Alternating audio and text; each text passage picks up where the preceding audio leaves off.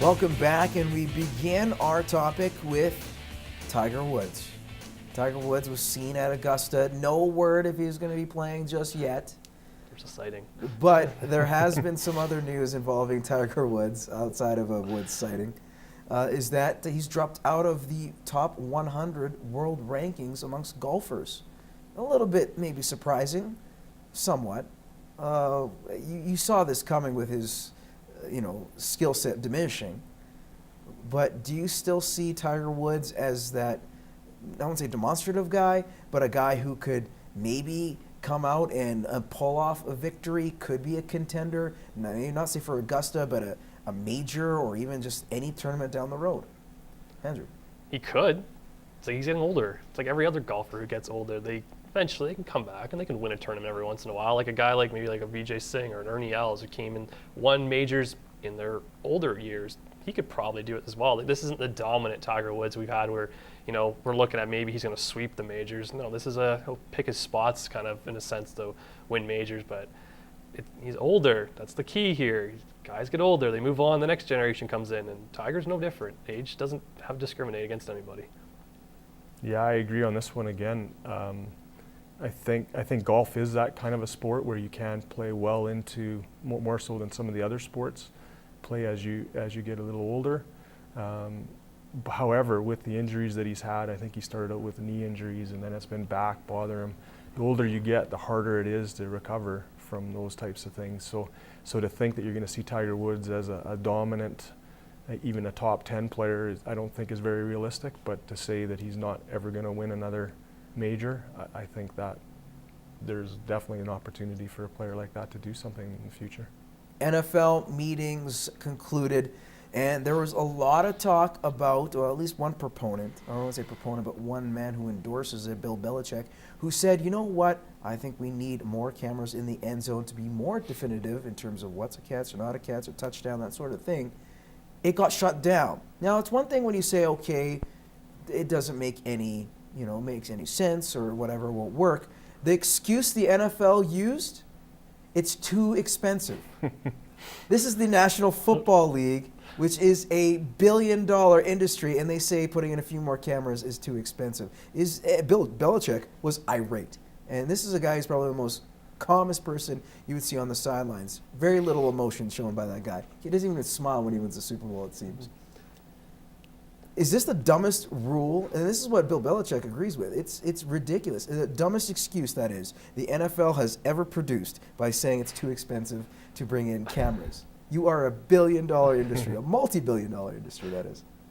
I don't know if it's the dumbest, but it certainly would be right up there. I think, as you said, billion-dollar industry, to use that as the excuse for not going ahead with something like that. I think we've all been in that situation before where it's our team on the field and it comes down to that one play that can be the difference between going deeper in the playoffs or maybe even winning a Super Bowl, and to not have a camera in the right position because someone doesn't want to pay for it just seems completely ridiculous to me.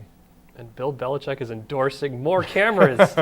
That's what we're missing. Yeah, you don't want to put the money into it, but you'll put money into everything else, and you'll slap, can you not slap like an NFL logo on it and sell the camera as a... And they could make the money off Oh, they could make tons of money. Have that as a new view on NFL Network, and you have the end zone camera. I loved it when the NHL has the camera over the net, and you can watch down and watch the power plays that way. Maybe put it on the pylons. Getting there. I don't know why put a laser, an NFL laser. There's so, I don't know. It seems dumb reason not to we'll send guys to Europe. We'll put the Pro Bowl. We'll do all this stuff. Spend money on cameras to improve the game, which overall the stuff that's been happening in the NFL with the game being tarnished and ways to improve your game is always a plus. Very quickly, we got to get to this topic. What is worse? And I'm talking about the Atlanta Falcons and Cleveland Browns. Both teams were fined yesterday. The Falcons were fined a draft pick, not for this year's draft, but a fifth rounder in 2016 for pumping in crowd noise in their stadiums during home games.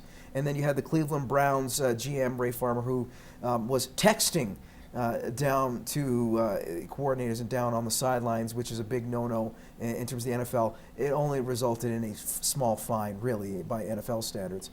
and that will be minuscule. Do you think both teams got off the hook, and which one seems a little bit more grittier in terms of who got punished more severely?